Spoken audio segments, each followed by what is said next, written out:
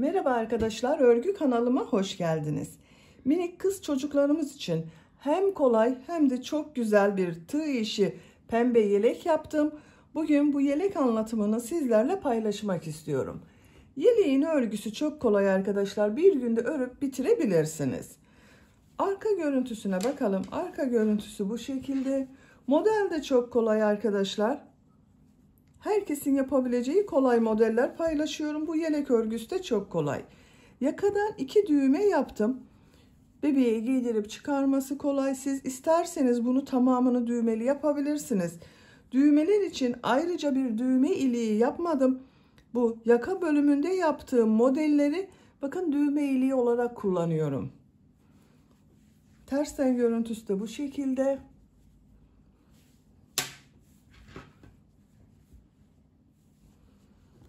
Yelek örgüsüne yakadan zincir yaparak başlıyoruz.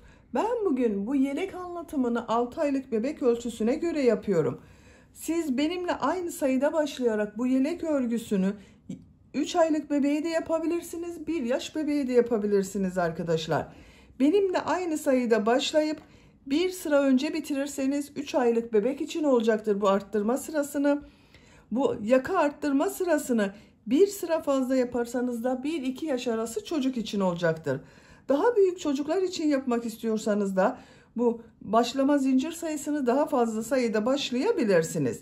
Siz farklı ölçülerde yapmak istiyorsanız bu genişlik ve yüksekliklerin olduğu standart bebek ölçü tablosunu ben hazırladım. İzlediğiniz bu yelek videosunun açıklama bölümüne ekliyorum. O tabloya bakarak genişliğini ayarlayabilirsiniz, yüksekliklerini ayarlayabilirsiniz arkadaşlar. Yelek örgüsünde iplik olarak pembe renk iplik kullandığımı söyledim. Bakın bu şekilde ince bir iplik arkadaşlar, çok kalın değil. Kullandığım iplik üzerinde 100 gram iplikte 320 metre var. Bu iplikten bir yumak iplik kullandım. Bakın bu kaldı. Ben bugün bu renk ipliği, bu marka ipliği kullandım arkadaşlar. Siz yelek örgüsünde istediğiniz renk iplik ve markaları kullanarak yapabilirsiniz. Tığ olarak 5 numara 3 milimetre tığ kullandım. Elimin sıklığına göre bu tığı kullandım. Yumuşak bir örgü elde ettim arkadaşlar. Sizin eliniz sıkıysa benimle aynı sayıda yaptığınız zaman sizin yaptığınız örgü hem daha küçük olur hem de daha sert olur arkadaşlar. Eliniz sıkıysa 3,5-4 milimetre tığları kullanırsanız daha güzel olur. İpliği tığı hazırlayalım. Hep birlikte bu yelek örgüsüne başlayalım. Örgü kanalıma abone değilseniz abone olmayı unutmayın lütfen. Örgü kanalıma abone olmak ücretsiz.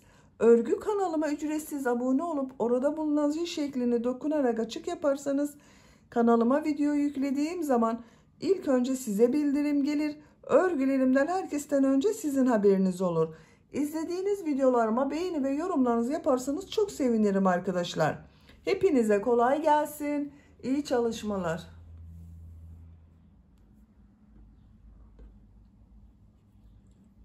Örgüye yakadan zincir yaparak başlıyorum. İlk ilmeği ben bu şekilde yapıyorum. Zincirleri yapmaya başlıyorum. Çok sıkı zincirler yapmıyorum. Bakın bu şekilde çok sıkı olmayan zincirler yapıyorum. 68 zincir yapalım. 68 zincir yaptım. Çok sıkı zincirler yapmadım. Bu 68 zincirin kaç santimetre olduğunu ölçüyorum. 28 santimetre zincir uzunluğu var. Benim elimin sıklığına göre 28 santimetre için 68 zincir yaptım arkadaşlar. Sizin eliniz sıkıysa daha fazla zincir yapmanız gerekebilir. 3 zincirde dönüş için yapıyorum. 1, 2, 3. Tığ üzerine iplik alıyorum. 3 ilmek atlıyorum. 1, 2, 3. 4. ilmeğe trabzan yapıyorum. 10 trabzan yapıyorum. Bu 3 ilmek atlayarak yaptığımda bir trabzan. Bakın bu 1, 2, 3, 4, 5, 6, 7, 8,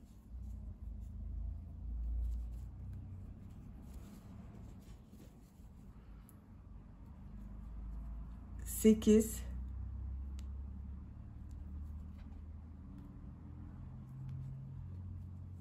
9, 10. 2, 4, 6, 8, 10 trabzan yaptım. Arttırma yeri için 2 zincir yapıyorum. Bu ilmeğe kol bölümü için trabzan yapıyorum. 14 trabzan yapıyorum arkadaşlar.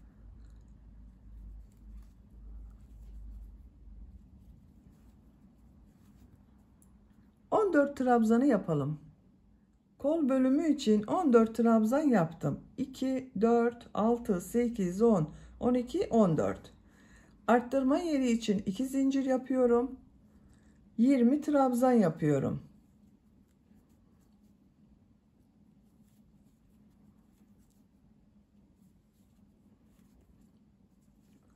Siz buraya kaç trabzan yaptıysanız buraya yaptığımız trabzanın 2 katı olacak.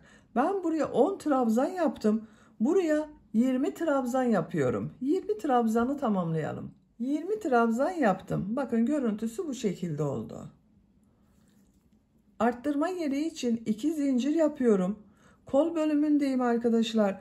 Bu kol için 14 trabzan yaptım. Buraya da 14 trabzan yapıyorum.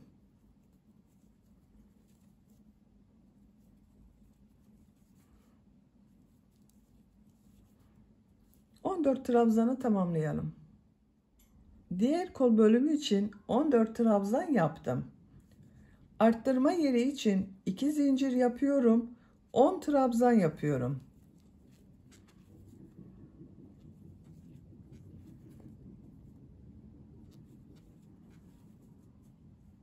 Sıra sonuna kadar devam edelim. 10 trabzanı yaptım. Bu sırada yaka ayrımlarını yaptık. Sıra başında ve sıra sonunda 10 trabzan yaptım. Kol bölümleri için 14 trabzan yaptım. Buraya da bunların ikisi toplamı olan 20 trabzan yaptım. İkinci sıradayım. Bir zincir yapıyorum. Örgüyü çeviriyorum. İlk ilmek üzerine trabzan yapıyorum. Diğer ilmeklere trabzan yaparak devam ediyorum. 10 trabzan yapıyoruz. Bu arttırma zincirine kadar devam edelim. Arttırma zincirine kadar 10 trabzan yaptım. Bu arttırma zinciri üzerine 2 trabzan, 2 zincir, 2 trabzan yapıyorum.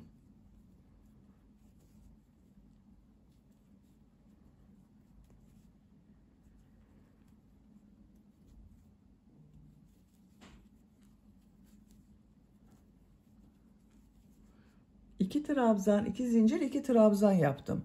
Kol bölümünde 14 trabzan yaptım arkadaşlar. 14 trabzan yapıyorum.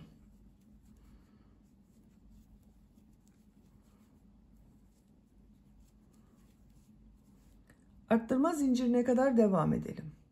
Bu arttırma zincirine kadar trabzanlar yaptım.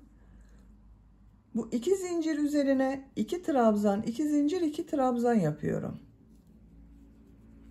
Arttırmaları 2 trabzan, 2 zincir, 2 trabzan şeklinde yapıyoruz. 2 trabzan, 2 zincir, 2 trabzan yaptım. Diğer ilmeklere trabzan yaparak devam ediyorum. 20 trabzan yaptım, 20 trabzan yapıyoruz.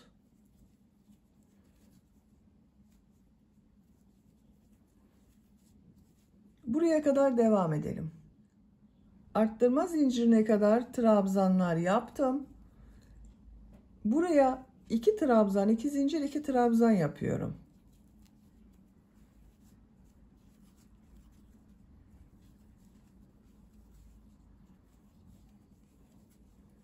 Kol için 14 trabzan yapıyorum. Buraya kadar devam edelim. Buraya kadar trabzan yaptım. Arttırma yerine 2 trabzan, 2 zincir, 2 trabzan yapıyorum.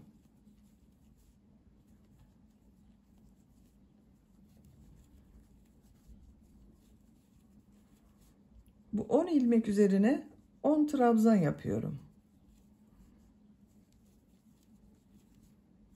Sıra sonuna kadar devam edelim. Sıra sonuna kadar tamamladım. Sıra sonunda bakın bu 3 ilmek atlayarak yaptığım bir trabzan var. Bunun son zincir üzerine trabzan yapıyorum. İkinci sırada bu arttırma yerlerinde 2 trabzan, 2 zincir, 2 trabzan yaptık. Diğer ilmekler üzerine birer defa trabzan yaptım. Üçüncü sıradayım. Bir zincir yapıyorum, örgüyü çeviriyorum. İlmekler üzerine trabzan yapıyorum. Her ilmek üzerine trabzan yapıyorum. Arttırma zincirine kadar devam edelim. Buraya kadar trabzan yaptım. Arttırma yerine 2 trabzan, 2 zincir, 2 trabzan yapıyorum.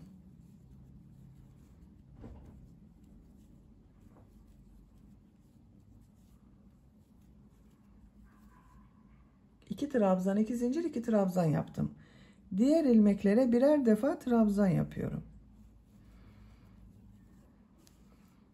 Bu şekilde arttırmaları yapacağız arkadaşlar. Burada ve burada 2 trabzan, 2 zincir, 2 trabzan yapalım. Diğer ilmeklere birer defa trabzan yapalım. Sıra sonuna kadar devam edelim. Sıra sonuna kadar tamamladım arkadaşlar. Bakın bu sırada her arttırma yerinde 2 trabzan, 2 zincir, 2 trabzan yaptım.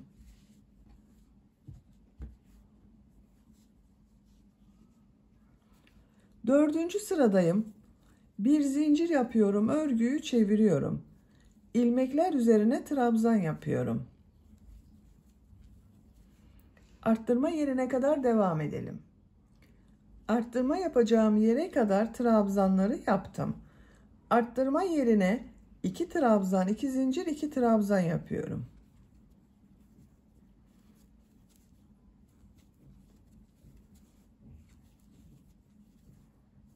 Diğer ilmeklere birer defa trabzan yapıyorum.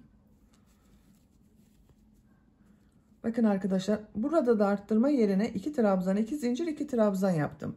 Bu arttırma yerlerine de 2 trabzan, 2 zincir, 2 trabzan yapalım. Sıra sonuna kadar devam edelim. Yaka örgüsü bu şekilde devam edecek. Şeklini görelim. Bakın böyle.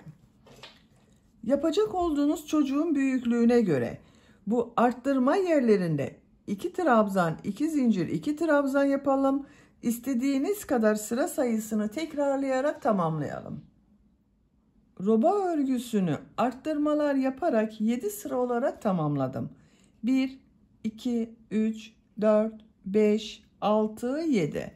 Her sırada arttırma yerlerinde 2 trabzan, 2 zincir, 2 trabzan yaptım.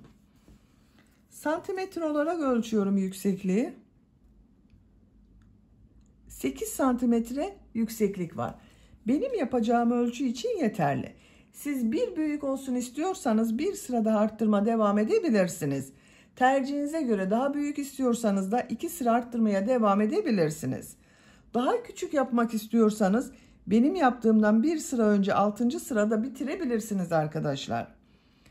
Bu sırada 8. sıradayım. Model yerleştirmeye başlıyorum.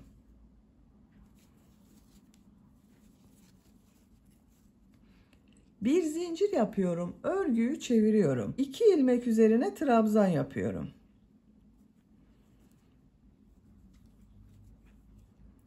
Tığ üzerine iplik alıyorum, bir ilmek atlıyorum. İkinci ilmeğe 2 trabzan, 2 zincir, 2 trabzan yapıyorum.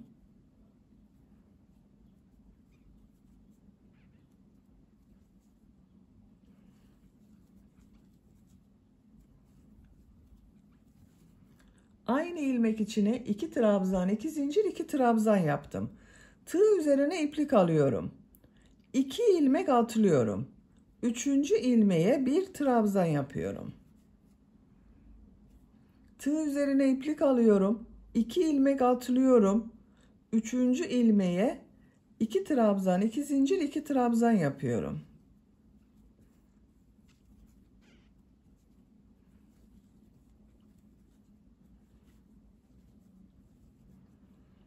İki ilmek atlıyorum. Bir trabzan yapıyorum. 2 ilmek atlıyorum. 2 trabzan, 2 zincir, 2 trabzan yapıyorum.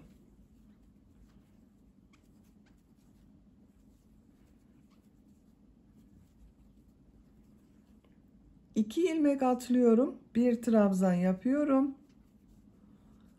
2 ilmek atlıyorum. Bakın son ilmek üzerine 2 trabzan, 2 zincir, 2 trabzan yapıyorum.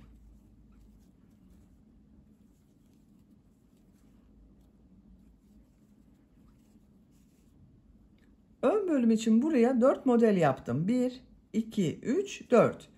Model yaptım, bir trabzan yaptım, model yaptım, bir trabzan yaptım. Tığ üzerine iplik alıyorum. Bu 2 zincir yaptığım arttırma zincir üzerine bir trabzan yapıyorum. Kol bölümünde modellere devam ediyorum. Tığ üzerine iplik alıyorum. Bir ilmek atlıyorum. 2 trabzan, 2 zincir, 2 trabzan yapıyorum.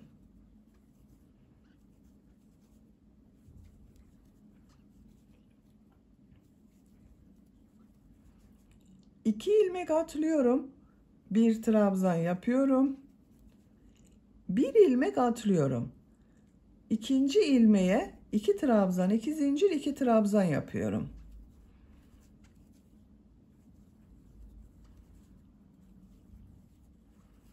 Bakın arkadaşlar, burada model yaparken ikişer ilmek atladım. Modelden sonra ve bir trabzandan sonra ikişer ilmek atladım. Kol bölümünde modelden sonra 2 ilmek atlıyorum. Bir trabzan yapıyorum. Bir ilmek atlıyorum, model yapıyorum. 2 ilmek atlıyorum, bakın. Bir trabzan yapıyorum. Bir ilmek atlıyorum. 2 trabzan, 2 zincir, 2 trabzan yapıyorum.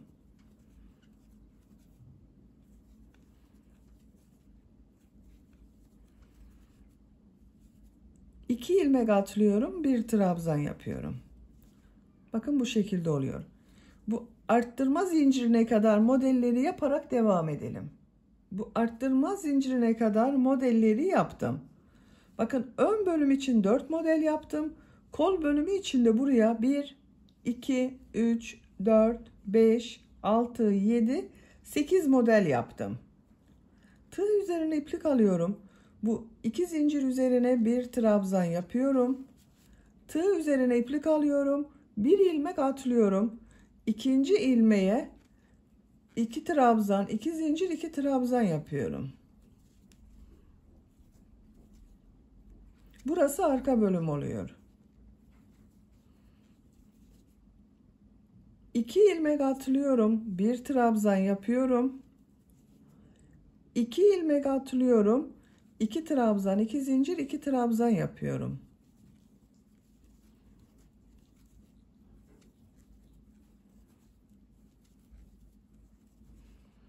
İki ilmek atlıyorum, bir trabzan yapıyorum.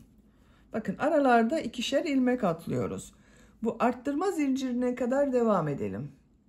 Arttırma yaptığım, bakın bu 2 zincire kadar modelleri yaptım. Burası arka bölüm olacak. 1, 2, 3, 4, 5, 6, 7, 8 model yaptım. Arka bölüme 8 model yaptım arkadaşlar. Şimdi kol örgüsüne devam ediyorum. Tığ üzerine iplik alıyorum. Bu arttırma zinciri üzerine bir trabzan yapıyorum. Tığ üzerine iplik alıyorum. Bir ilmek atlıyorum. Buraya 2 trabzan, 2 zincir, 2 trabzan yapıyorum.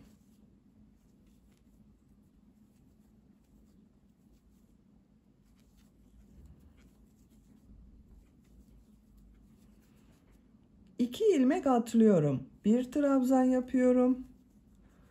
Bir ilmek atlıyorum. 2 trabzan, 2 zincir, 2 trabzan yapıyorum.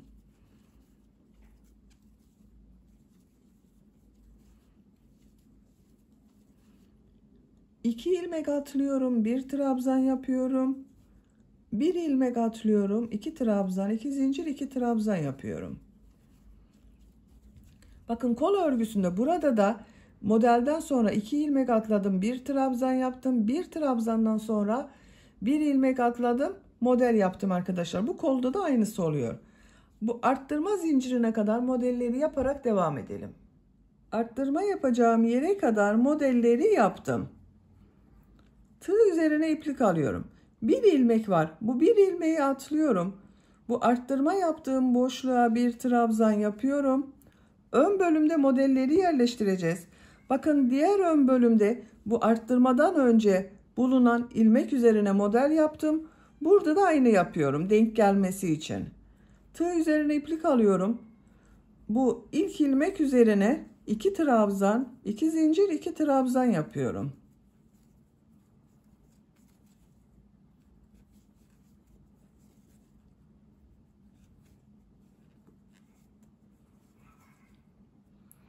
İki ilmek atlıyorum. Üçüncü ilmeğe bir trabzan yapıyorum. 2 ilmek atlıyorum.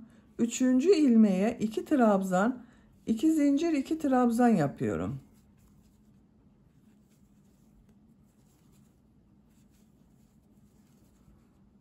İki ilmek atlıyorum. Bir trabzan yapıyorum. 2 ilmek atlıyorum. 2 trabzan, 2 zincir, 2 trabzan yapıyorum. Sıra sonuna kadar devam edelim. Sıra sonuna kadar modelleri yaptım. Sıra sonuna yine 2 trabzan yapıyorum. Tığ üzerine iplik alıyorum. 1 ilmek atlıyorum. 2 trabzan yapıyorum. Bakın burada da 2 trabzan oldu. Bu sırada modelleri yerleştirdik.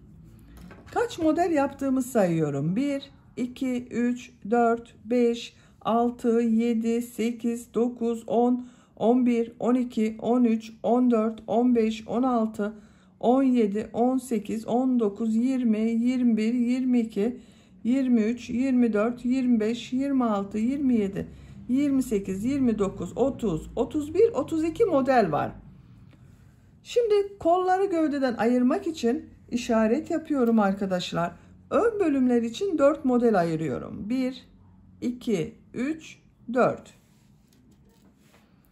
Bakın 2 model ortasında bulunan bu trabzana işaret yapıyorum. Kol için 8 model yapıyorum. 1, 2, 3, 4, 5, 6, 7, 8. Yine aynı renk iğneyle taktım bakın. Bu bir kol örgüsü. 8 model yaptım kol için. Arka bölüm için 8 model sayıyorum. 2, 4, 6, 8. Bakın yine bu trabzana işaret yapıyorum. Farklı iğne ile yaptım. Kol için 8 model sayıyorum. 2, 4, 6, 8. Yine trabzana işaret yaptım.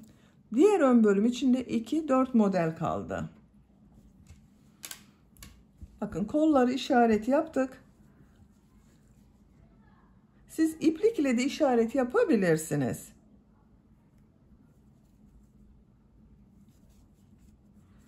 Bir zincir yapıyorum. Örgüyü çeviriyorum. 2 ilmek üzerine trabzan yapıyorum. Bu trabzanlar örgü bitene kadar devam edecek arkadaşlar. Bu 2 trabzan devam edecek. Tığ üzerine iplik alıyorum. Bu sırada bu modelleri de 3 trabzan, 2 zincir, 3 trabzan yapıyoruz. İlk model ortasına 3 trabzan, 2 zincir, 3 trabzan yapıyorum.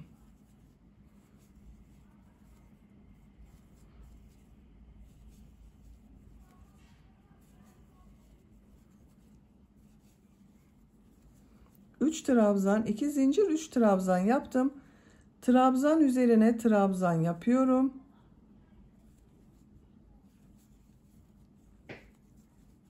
Model ortasına 3 trabzan, 2 zincir, 3 trabzan yapıyorum.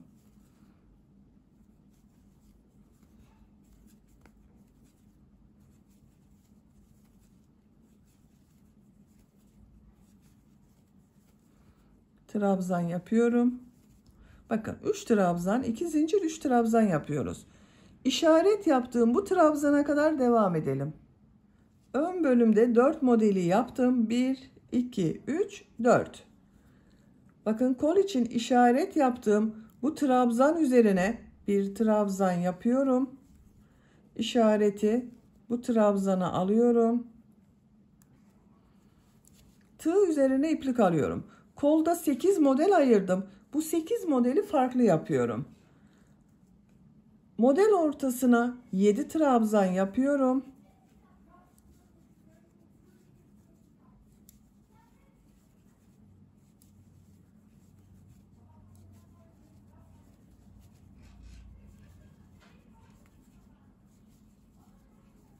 7 trabzan yaptım. Tığ üzerine iplik almadan trabzan üzerine sık iğne yapıyorum. Tığ üzerine iplik alıyorum. 7 trabzan yapıyorum model ortasına.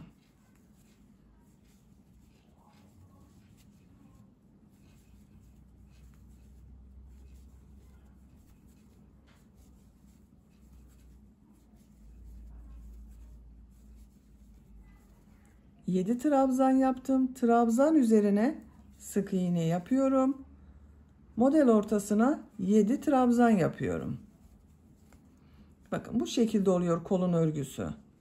Bu işaret yaptığım trabzana kadar modelleri yaparak devam edelim. İşaret yaptığım yere kadar kolda bulunan modelleri yaptım. 1, 2, 3, 4, 5, 6, 7, 8 model oldu. Tığ üzerine iplik alıyorum. Bu trabzan üzerine trabzan yapıyorum. Bakın işaret yaptığım trabzan arkadaşlar.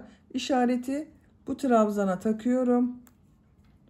Tığ üzerine iplik alıyorum. Arka bölümde bulunan model üzerine 3 trabzan, 2 zincir, 3 trabzan yapıyorum.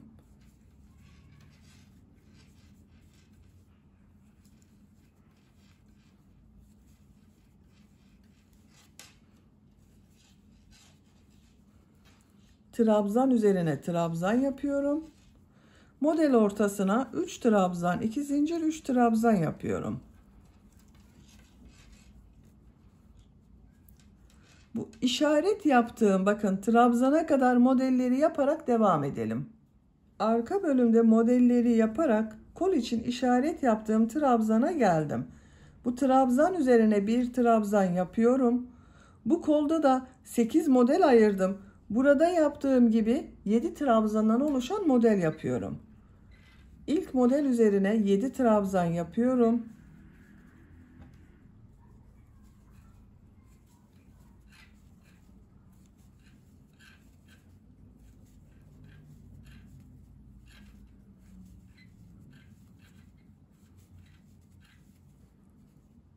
Sık iğne yapıyorum. Tığ üzerine iplik alıyorum. 7 trabzan yapıyorum. Bakın diğer kolda yaptığımız modeli yapıyoruz arkadaşlar. İşareti bir üst sıraya alıyorum. Bu işaret yaptığım yere kadar modelleri yaparak devam edelim. Kol modellerini bakın yaptım. 1, 2, 3, 4, 5, 6, 7, 8 modeli yaptım. Burada sık iğne yapmıyorum arkadaşlar. 8. modeli tığ üzerine iplik alıyorum. Kol için işaret yaptığım bu trabzan var. Bunun üzerine trabzan yapıyorum. Tığ üzerine iplik alıyorum. Diğer model ortasına 3 trabzan, 2 zincir, 3 trabzan yapıyorum. Artık modelleri 3 trabzan, 2 zincir, 3 trabzan yapıyoruz.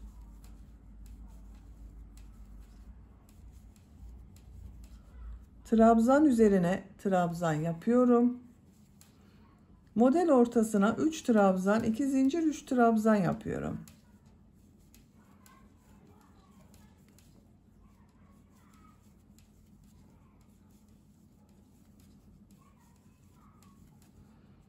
Trabzan üzerine trabzan yapıyorum. Sıra sonuna kadar devam edelim. Sıra sonuna kadar tamamladım. Bu ön bölüm içinde 4 model yaptım. 1, 2, 3, 4. Bakın arkadaşlar, bu sırada kol bölümlerinde modelleri yaptım. 8 model yaptım. Ön ve arka bölümde de 3 trabzan, 2 zincir, 3 trabzan yaptım. Kol örgülerini burada bitirdim. Artık kolda başka işlem yapmıyorum. Gövdenin örgüsüyle devam edeceğiz. Ön ve arka bölümü bu sırada birleştireceğiz. Bir zincir yapıyorum, örgüyü çeviriyorum. İlk ilmek üzerine trabzan yapıyorum. İkinci ilmeğe de trabzan yapıyorum. Model ortasına 3 trabzan, 2 zincir, 3 trabzan yapıyorum.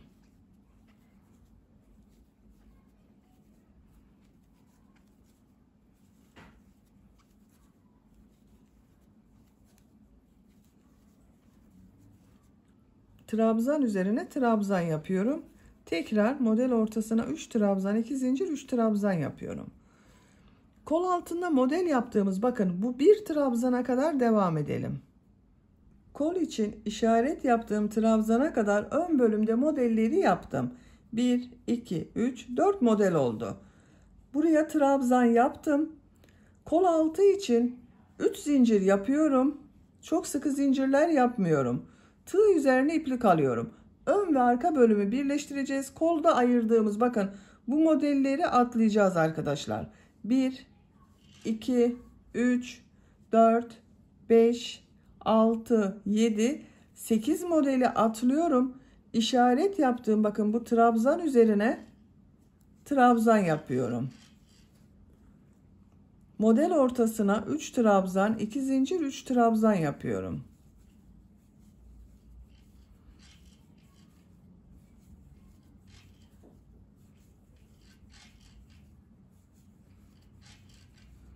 Bir trabzan üzerine bir trabzan yapıyorum. Bakın modeller devam ediyor. İşaret yaptığım bu trabzana kadar arka bölümde modelleri yaparak devam edelim. Buraya kadar modelleri yaptım. Kol için işaret yaptığım trabzan üzerine, bakın trabzan yaptım. Arka bölümde kaç model yaptığımı sayıyorum. 1, 2, 3, 4, 5, 6, 7, 8 model oldu. Kol altı için 3 zincir yapıyorum. Çok sıkı yapmıyorum arkadaşlar zincirleri. Tığ üzerine iplik alıyorum. Kolda bulunan modelleri atlıyorum. Bakın 1, 2, 3, 4, 5, 6, 7, 8 modeli atlıyorum. İşaret yaptığım bu trabzan üzerine bir trabzan yapıyorum. Bakın kol ve gövdeyi ayırdık. Arka bölümle diğer ön bölümü birleştirdim. Tığ üzerine iplik alıyorum. Model ortasına 3 trabzan, 2 zincir, 3 trabzan yapıyorum.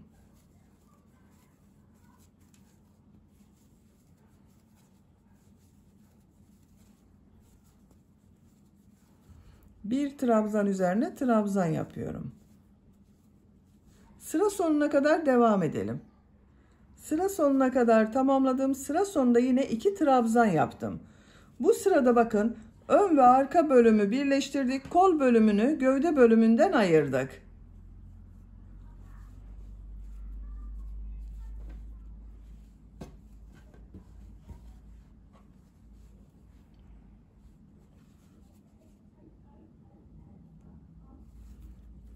Bir zincir yapıyorum. Örgüyü çeviriyorum.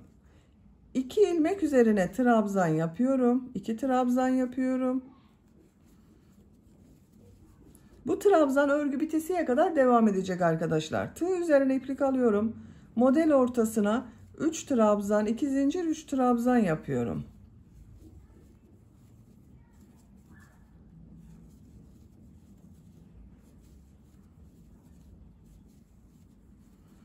Bir trabzan üzerine trabzan yapıyorum. Diğer model ortasına yine 3 trabzan, 2 zincir, 3 trabzan yapıyorum. Bu kol altı yaptığımız, bakın bu zincire kadar devam edelim. Ön bölümde modelleri buraya kadar yaptım. 1, 2, 3, 4 model yaptım. En son bakın trabzan üzerine trabzan yaptım. Kol altında 3 zincir yapmıştım. Bu 3 zincir üzerine 3 trabzan, 2 zincir, 3 trabzan yapıyorum.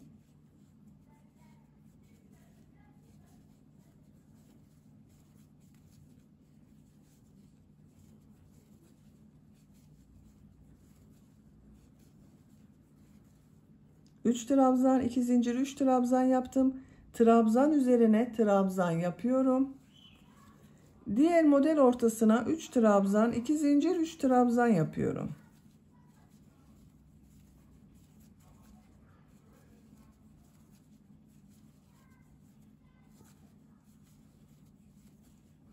Bir trabzan üzerine trabzan yapıyorum. Bakın kol altında bir model oluşturduk arkadaşlar. Diğer kol altına da bir model yapacağız. Buraya kadar devam edelim. Diğer kol altına kadar modelleri yaptım. Trabzan üzerine trabzan yaptım. Kol altında yaptığım 3 zincir vardı. Bu 3 zincir üzerine 3 trabzan, 2 zincir, 3 trabzan yapıyorum. Bir model daha yapıyorum.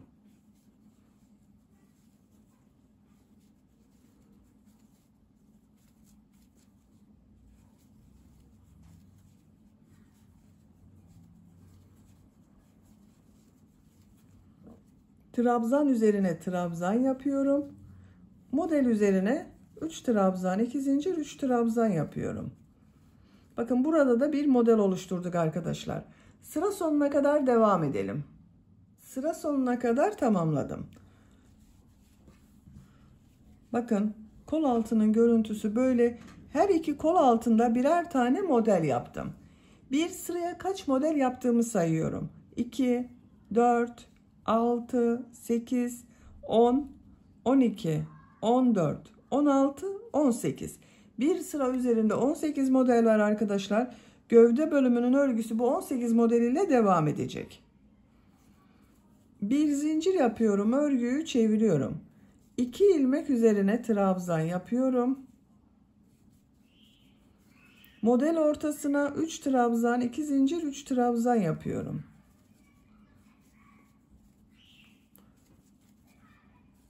Modelleri aynı şekilde devam ediyoruz. Bu bir trabzan üzerine bir trabzan yapıyorum. Model ortasına 3 trabzan, 2 zincir, 3 trabzan yapıyorum.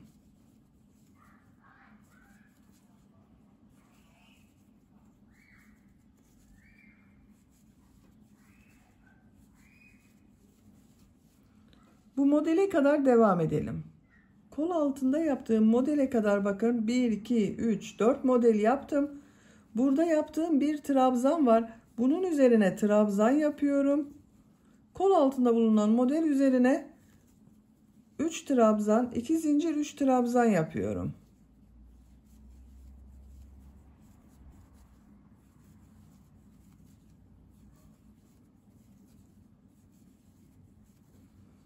Bakın bu bir trabzan üzerine bir trabzan yapıyorum. Model üzerine 3 trabzan, 2 zincir, 3 trabzan yapıyorum.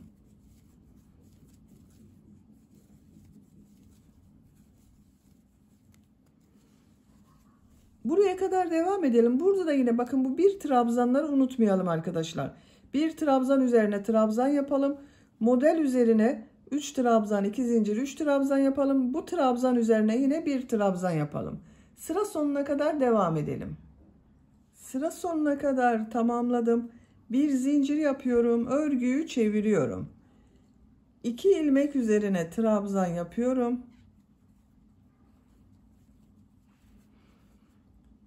Tığ üzerine iplik alıyorum. Model ortasına 3 trabzan, 2 zincir, 3 trabzan yapıyorum.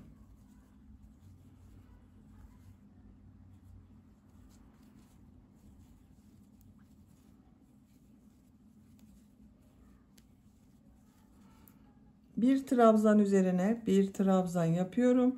Modellere devam ediyorum. Bakın arkadaşlar. Açık olarak bu şekilde görünüyor. Gövde örgüsü bu model sırasının tekrarıyla devam edecek arkadaşlar. Yapacak olduğunuz çocuğun büyüklüğüne göre istediğiniz kadar model sırasını tekrarlayarak gövdenin örgüsünü tamamlayalım. Gövde örgüsünü kol altından sonra 14 model sırası yaptım. 1, 2, 3, 4, 5, 6, 7, 8, 9, 10, 11, 12, 13, 14. Benim yapacağım ölçü için bu yükseklik yeterli. Santimetre olarak ölçüyorum. 18 santimetre yükseklik var. Siz isterseniz bir model sırası daha devam edebilirsiniz. Şimdi uç bölümü yapıyorum. Bir zincir yapıyorum. Örgüyü çeviriyorum. İlk ilmek üzerine sık iğne yapıyorum. İkinci ilmeğe sık iğne yapıyorum. Tığ üzerine iplik alıyorum. Bakın bu model ortasına 8 trabzan yapıyorum.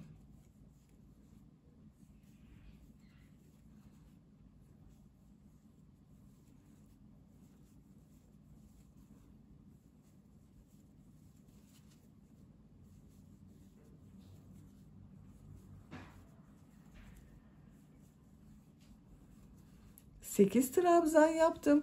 Tığ üzerine iplik almadan bu bir trabzan üzerinde bulunan ilmeğe sık iğne yapıyorum.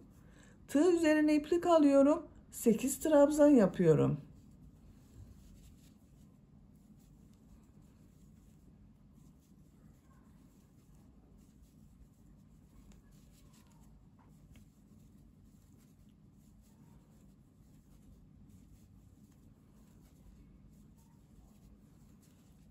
8 trabzan yaptım.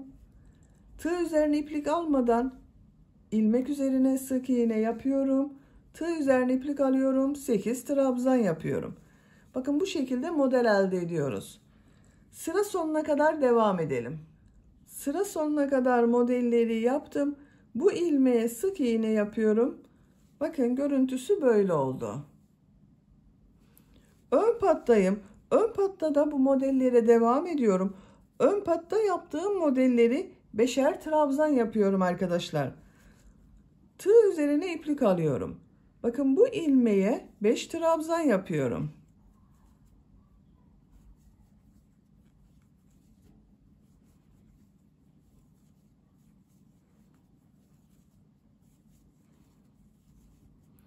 Bu trabzan boşluğunu atlıyorum. Sık iğne yapıyorum.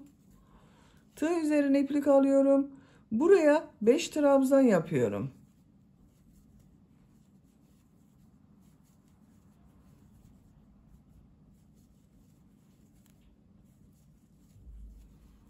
Trabzan boşluğunu atlıyorum. Sık iğne yapıyorum. Bakın modelleri devam ediyorum.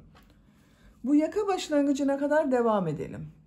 Sıra sonuna kadar modelleri yaptım. Bu ilmeğe sık iğne yapıyorum. Ön patın örgüsünü tamamlıyorum. Bakın arkadaşlar görüntüsü böyle oldu.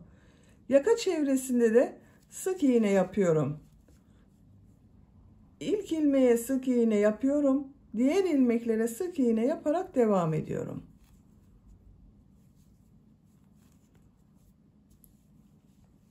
Buraya kadar devam edelim. Yaka çevresinde sık iğne yaparak buraya kadar tamamladım. Bu ön patta da burada yaptığım gibi modeller yapıyorum. Tığ üzerine iplik alıyorum. Bu ilmek üzerine 5 trabzan yapıyorum.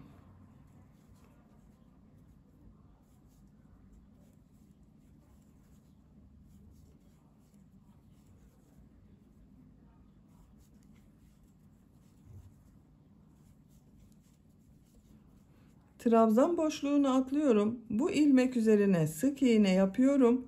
Tığ üzerine iplik alıyorum. Bir ilmeği atlıyorum. 5 trabzan yapıyorum.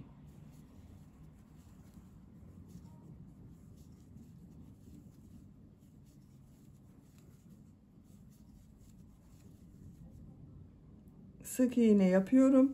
Bu şekilde devam ediyoruz. Bu ön patta yaptığımız gibi. Sıra sonuna kadar devam edelim. Sıra sonuna kadar modelleri yaptım. Son yaptığım modeli bu ilmek ile ilmek kaydırma yaparak birleştiriyorum. İpliği kesiyorum. Ben kestim arkadaşlar. Şu şekilde çıkardım.